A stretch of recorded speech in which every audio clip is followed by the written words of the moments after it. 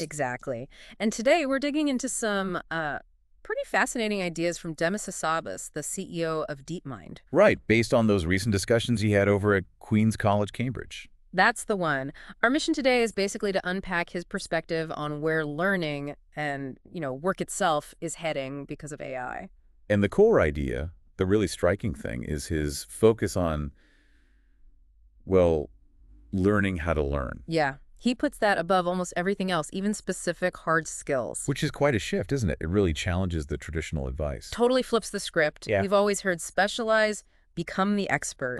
Deep knowledge in one area. But Hassabis is suggesting, well, with AI moving so fast, maybe many current jobs, they just won't exist in the same way. He draws that parallel to the 90s, right? Yep. The internet, mobile, gaming. Yeah. How disruptive they were. Yeah, and he sees AI maybe alongside things like VR, AR, even quantum computing as the next massive wave. Another period of profound change across basically everything. So if that's the landscape, adaptability becomes key. The ability to just pick up new things quickly. That seems to be his point. That ability, that meta skill, is more valuable than mastering one specific thing that AI might, automate tomorrow. It makes sense. AI gets better at the what, so we need to get better at the how to learn, how to adapt. It's about building that internal engine for learning, rather than just filling the tank with specific knowledge that might expire. So when he talks to undergraduates, his advice is interesting.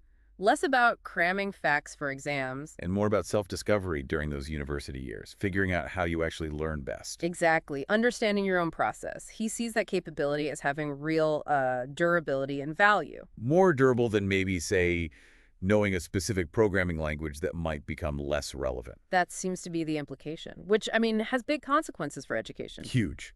If the goal is to prepare people for constant change, does the old model work, delivering a fixed curriculum? Or does it need to shift towards, fostering critical thinking, problem solving, teaching people how to direct their own learning? Making them more like explorers, equipped to map new territories as they emerge. And it's not just theory for him. He suggests a kind of two-track approach. Okay. Learn the basics, the fundamentals through your formal education. Get that solid grounding. Right, the core principles. But also spend your spare time experimenting, playing with the new stuff, the cutting-edge tech, staying nimble. Getting your hands dirty, basically. Yeah. He talks about his own experience, doesn't he? With things like computation theory, information theory. Foundational stuff. And how that remained relevant for him, even as technology changed dramatically around it. So those core ideas give you a framework, a way to understand the new things that come along. Instead of just chasing the latest shiny object, it gives you structure. So it's definitely not about not learning things deeply, especially things you're passionate about. No, quite the opposite. He seems to stress combining that passion, that deep dive into what excites you, with those fundamental skills. And he encourages students to actively experiment in those passion areas, use the tools available. And so many tools are available now, right? Open source, especially. Exactly. It's like, find your thing, and the barrier to entry for actually doing something, for experimenting, is lower than ever. Which taps into that intrinsic motivation, doesn't it? If you love it, you'll learn it more deeply anyway. Right. And then he connects all this to the future of discovery itself. This is where it gets really exciting. The new golden age of discovery bit. Yeah, fueled by AI tools. He points to AlphaFold as like an early example. A massive breakthrough in biology, protein folding, powered by AI. And he sees that as just the start. He expects AI to revolutionize, pretty much all of science and research. And specifically, he seems to think the big action in the next decade will be at the intersection of fields. Like AI combined with biology or AI with material science. Exactly. Multidisciplinary work. Which again highlights why being able to learn across domains is so crucial. He talks about low-hanging fruit in those intersection areas. Opportunities for people who can bridge the gaps. But it's not just about knowing stuff from different fields. It's about asking the right questions. Ah, yes. Intuition, taste, knowing what problem is worth tackling now. That's a subtle but critical point, isn't it? Timing can be everything in research. Having a feel for the moment. And can you teach intuition? Probably not directly. Maybe not, but perhaps you cultivate it through broad exposure, through that experimentation he talks about. Through being willing to connect seemingly disparate ideas. Now look, all this change, AI taking jobs, needing to constantly learn, It can sound overwhelming, maybe even a bit scary for people. Sure, uncertainty can feel threatening. But Hassabis frames it differently, doesn't he?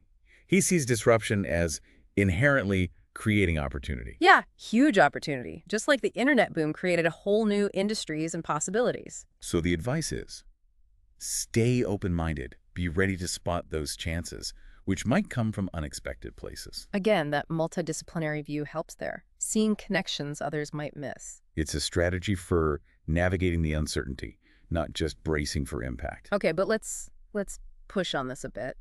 I get the learning how to learn part. It makes intuitive sense.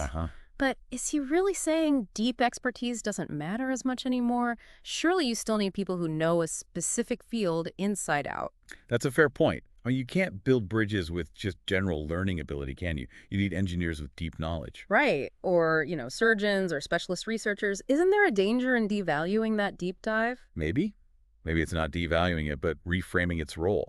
Perhaps the deep expertise is the foundation. The anchor. Yeah, the anchor that allows you to effectively learn around it, to integrate new tools like AI into your deep skill set, or even pivot slightly. What do you think? That makes more sense than just throwing expertise out the window. It's like your deep knowledge gives you the context to learn effectively. Okay, but then the other question is, this learning how to learn, how concrete is that? Is it actually teachable? That's the million-dollar question for education, isn't it? Yeah. Is it just something some people are naturally better at? Oh. Or can schools and universities actively cultivate it? It feels a bit nebulous sometimes. Well, I think components of it are teachable. Things like metacognition, thinking about your own thinking, or critical analysis of information, effective research strategies. Project-based learning, maybe, where you have to figure things out yourself. Exactly. Less passive reception, more active construction of knowledge, Yeah. encouraging reflection on the process of learning, not just the outcome. Okay, one last thing nagging at me. The pace of change. It's fast. Really fast. Is there a point where it's just too fast? Even for someone who's brilliant at learning, can you realistically keep up when the breakthroughs feel like they're happening weekly? That's a real concern. The feeling of constantly being behind. Yeah. How do you manage that without burning out or just feeling perpetually inadequate? I suspect the answer isn't about trying to learn everything. That's impossible. So it's about being strategic. Yeah, strategic learning, having those strong fundamentals helps you filter what's important, what's relevant to your goals or your field.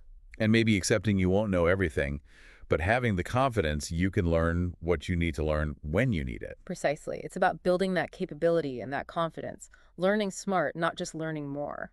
Okay, so pulling it all together, Hassabis seems to be painting a picture where, well, flexibility, adaptability, the sheer skill of learning itself, Yeah. that's the prime asset. Yeah. In this future, shaped by AI and rapid tech shifts, it's less about the static knowledge you hold right now. And more about your capacity to acquire and integrate new knowledge continuously. And he's optimistic about it. He sees this golden age of discovery coming. Driven by these new tools, but unlocked by humans who have mastered learning. It's quite an empowering vision, actually. Turns potential anxiety about AI into a call to action for personal development. So the final thought for you listening. What does this mean for you? For your career path, your studies, just how you approach learning day to day? What does learning how to learn practically mean in your context? How might you start consciously cultivating that skill? Something definitely worth pondering as we all navigate these very interesting times. Thanks for joining us on the Deep Dive.